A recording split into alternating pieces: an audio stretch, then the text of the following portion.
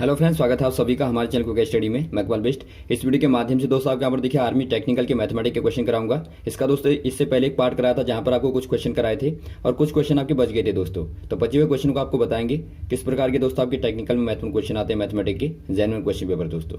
तो आइए शुरू करते हैं, इतना से आप देखिएगा दोस्तों वीडियो को आखिरी तक।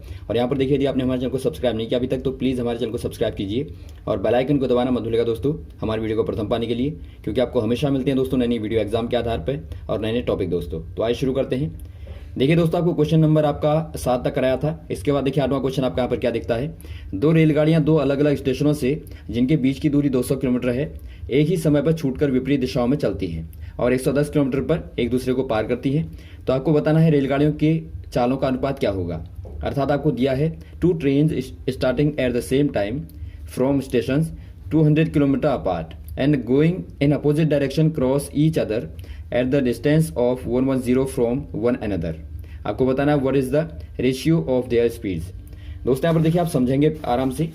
यहाँ पर देखिए पहले आपको क्या दिया है।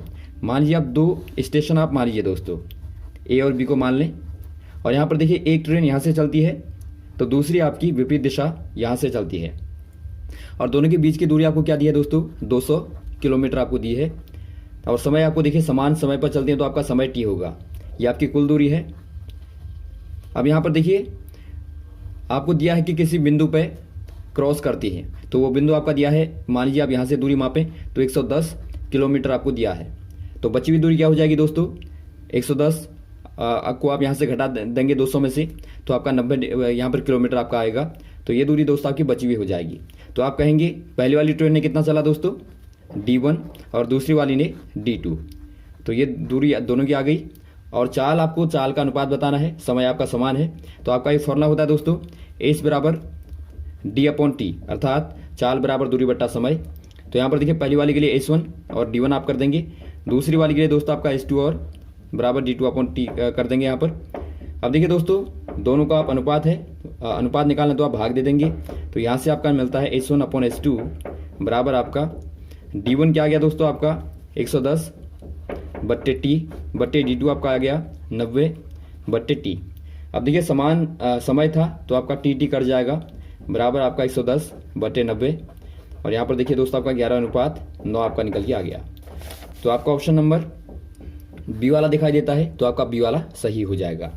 दोस्तों अगला क्वेश्चन देखिए, किसी समचतुर्भुज का क्षेत्रफल ज्ञात करने का सूत्र क्या होगा। आपको बताना समचतुर्भुज का क्षेत्रफल क्या होगा अर्थात area of a rhombus is given by the formula. दोस्तों देखिए पहले आपको चतुर्भुज के बारे में बताते हैं। जिसकी 4 भुजाएं होती हैं दोस्तों उसे आप चतुर्भुज बोलते हैं। अब देखिए समचतुर्भुज की बात करेंगे आप दोस्तों तो जिनकी चारों भुजाएं आपकी समान होंगी, इस प्रकार से आप कह सकते हैं। ये दोस्तों यहाँ पर सम चतुर्भुज है, एक रोम्बस है।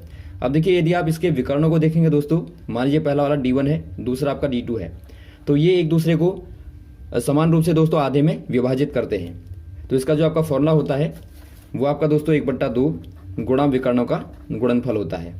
अर्थात आप कह सकते हैं 1/2 गुणा D1 गुणा D2। तो ये दोस्तों आपका फॉर्मूला हो जाएगा। तो ऑप्शन नंबर आपका सी वाला दिखता है। वैसे यदि आपका समांतर चतुर्भुज आएगा यहाँ पर तो समांतर चतुर्भुज का मतलब जिनकी आमने सामने वाली भुजाएं समांतर होंगी, तो इस प्रकार से आप कहेंगे। और यहाँ पर दोस्तों देखिए इनके लिए फॉर्मूला क्या होता है। ये आपकी मान लीजिए ऊंचाई है तो आपकी समांतर वाली रेखा की लंबाई L गुणा H इसका क्षेत्रफल होता है जब आपका समांतर की बात कही गई हो। अर्थात जब आप एक पैरेललोग्राम की बात करेंगे तो ये वाला फॉर्मूला आपका आ जाएगा। अगला क्वेश्चन देखिए दोस्तों, एक सीधे खड़े हुए खंबे की परछाई 2√3 मीटर लंबी है। यदि खंबे की ऊंचाई 6 मीटर है तो सूर्य की परछाई का उन्नयन कोण क्या होगा। अर्थात आपको बताना दोस्तों if a vertical pole 6 metre high has a shadow of length 2√3 metre find the angle of elevation of the sun. दोस्तों यहाँ पर देखिए इस प्रकार से आप बना सकते हैं। आपने लंबा पोल लिया दोस्तों, वर्टिकल पोल लिया, इसकी छाया जो पड़ती है दोस्तों उसकी लंबाई आपको दिया 2√3 मीटर और पोल आपको दिया 6 मीटर। तो यहाँ से मान लीजिए सन यहाँ पर आप मान लेंगे। तो ये दोस्तों आपको जो आपका एंगल है उन्नयन कोण है, तो आपको ये उन्नयन कोण बताना है। तो ये एंगल दोस्तों आपको बताना है। तो इसके लिए आप क्या करेंगे दोस्तों, ये और ये आपको पता है तो आपको त्रिकोणमिति में पता होगा दोस्तों LAL और KK आपका होता है। तो यहाँ से आप क्या इस्तेमाल करेंगे, देखिए आपको लंब दिया है और आधार दिया है तो आप दोस्तों ये वाला इस्तेमाल कर लेंगे। अर्थात tan, ये आपका tan का होता है, पता होगा आपको दोस्तों साइन कोस tan। तो tan के लिए आपका दोस्तों लंब बट्टे आधार होता है तो tan थीटा बराबर लंब बट्टे आधार L/A बराबर आपका दोस्तों क्या आ जाएगा, L क्या है आपका 6 है और A क्या है दोस्तों 2√3 है। तो यहाँ से आप निकालेंगे 3/√3 आ गया। अब देखिए 3 का मतलब होता है दोस्तों आपका 3 बराबर आपका √3 गुणा √3 होता है, क्योंकि आपको पता होगा जब आप दो बार √3 को गुणा करेंगे तो आपको 3 मिलेगा। अर्थात यहाँ पर आप क्या लिख सकते हैं दोस्तों, √3 गुणा √3 बट्टे √3। तो इससे आपका एक कट गया तो बचा आपका √3। अब देखिए tan थीटा बराबर आपका √3 आ गया। तो इसका मतलब दोस्तों आपका थीटा बराबर क्या होगा 60 होगा, क्योंकि आपको पता होगा tan 60 का मान दोस्तों आपका √3 होता है। तो आपका आंसर आ गया दोस्तों 60 डिग्री। तो ऑप्शन नंबर आपका सी वाला सही हो जाएगा। अगला क्वेश्चन देखिए दोस्तों, यदि किसी शंकु की ऊंचाई h है तो उसका आयतन क्या होगा। अर्थात आपको बताना volume of a cone of height h is given bye.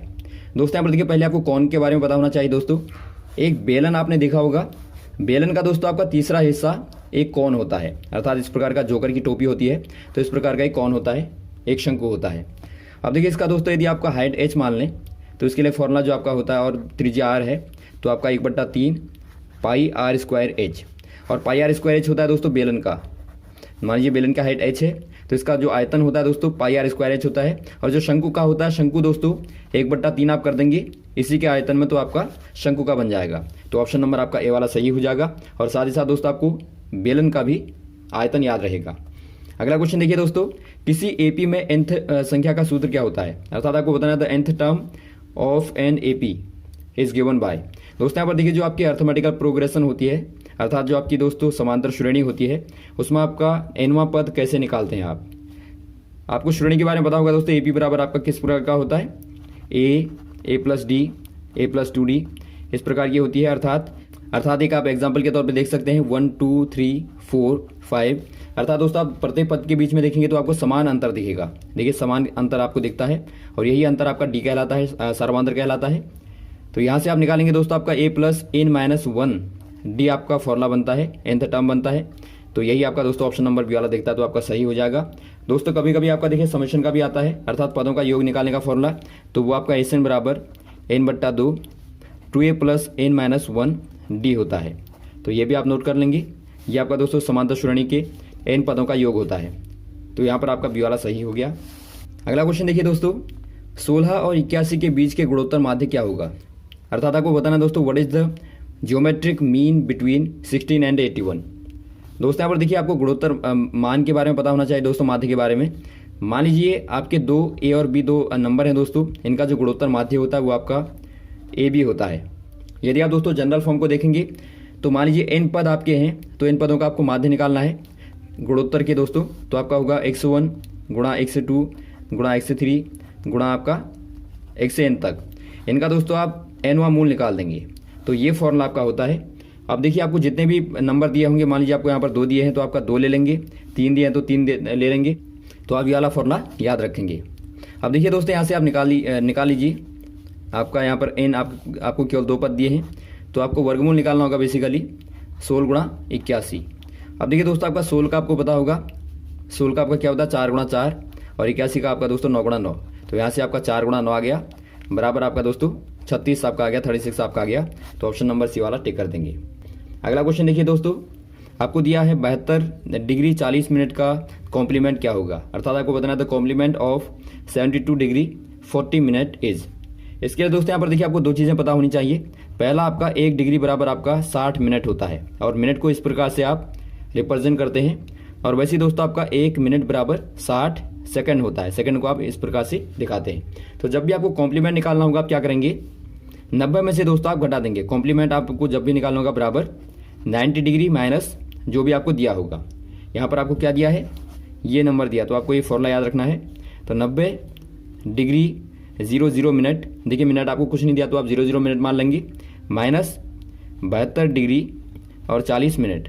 अब कैसे घटाएंगे दोस्तों आप, देखिए यहाँ पर आपका 00 मिनट में से आप 40 मिनट को नहीं घटा पाएंगे, तो इसलिए आप 1 डिग्री यहाँ से यहाँ ले लेंगे। तो 1 डिग्री को आप जब लेंगे दोस्तों ये आपका 60 मिनट बन जाएगा, क्योंकि डिग्री को आपको मिनट में कन्वर्ट करना पड़ेगा। तो यहाँ से आप घटाएंगे, आपका 20 मिनट आएगा। और यहाँ पर आपका कितना बचा दोस्तों, 89 डिग्री बचा। तो 89 डिग्री में से आपने 72 डिग्री को घटाया तो आपका केवल 17 डिग्री यहाँ पर बचा। तो 17 डिग्री और 20 आपका दोस्तों मिनट आ गया। तो ऑप्शन नंबर आपका बी वाला सही हो जाएगा। तो इस प्रकार से दोस्तों आप कॉम्प्लीमेंट को निकाल लेते हैं। अगला क्वेश्चन देखिए दोस्तों, किसी ताश की गड्डी में से 2 पत्ते यादृच्छिक निकाले जाते हैं, तो इक्का होने की प्रायिकता क्या होगी। दोस्तों यहाँ पर देखिए, जब आपको ताश के पत्ते गड्डी में पता होगा 52 पत्ते होते हैं दोस्तों, जिनमें से आपके 4 इक्के होते हैं। तो ये दोस्तों आपको प्रायिकता निकालने के लिए पता होना चाहिए ताश की गड्डी के बारे में दोस्तों। तो आपको बताया गया दोस्तों 2 पत्ते निकाले जाते हैं, तो उनके इक्का होने की प्रायिकता आपको बतानी है। अब देखिए इक्का होने की प्रायिकता कैसे निकालेंगे दोस्तों। आप पहला पत्ता आपने निकाला 52 में से दोस्तों, आपने पहला पत्ता निकाला तो पहले पत्ते की प्रायिकता होगी 4/52, क्योंकि आपकी संभावना बट्टे कुल परिणाम आपके होते हैं प्रायिकता बराबर पता होना चाहिए दोस्तों आपको। संभावना पॉसिबिलिटी जो आपकी होती है बट्टे टोटल रिजल्ट आपके जो होते हैं। अब यहाँ पर देखिए आपका पहले के लिए आपका पहले पत्ते के लिए आ गया, और दूसरा पत्ता जब आप निकालेंगे तो आप देखिए एक पत्ता आपका निकल चुका है, तो आप एक पत्ते को निकाल देंगे तो आपका 13 बचेंगे, और यहाँ से दोस्तों यहाँ से भी आपका एक पत्ता कम हो जाएगा तो आपका 51 बचेंगे, क्योंकि आपको दोबारा गड्डी में पत्ते को निकाल के नहीं रखना है। तो इस प्रकार से आप करेंगे। अब दोस्तों यहाँ पर देखिए दोनों का आपको निकालना, प्रायिकता निकालने, तो आप क्या करते हैं 4/52 गुणा 3/51 करेंगे। तो ये आपका क्या आएगा, देखिए पहले वाले को आप काटिए तो आपका 13, और यहाँ भी आप काटेंगे दोस्तों तो यहाँ पर देखिए आपका 17। तो दोस्तों आप गुणा कर देंगे तो आपको मिलेगा 1/221। तो यही आपकी प्रायिकता हो जाएगी। तो ऑप्शन नंबर आपका ए वाला सही हो जाएगा। तो दोस्तों ये रहे आपके महत्वपूर्ण क्वेश्चन जो आपने यहाँ पर देखिए, उम्मीद आपको अच्छे लगे होंगे। तो इस प्रकार से आपको लगातार बताते रहेंगे दोस्तों के। थैंक्स, जय हिंद, जय भारत।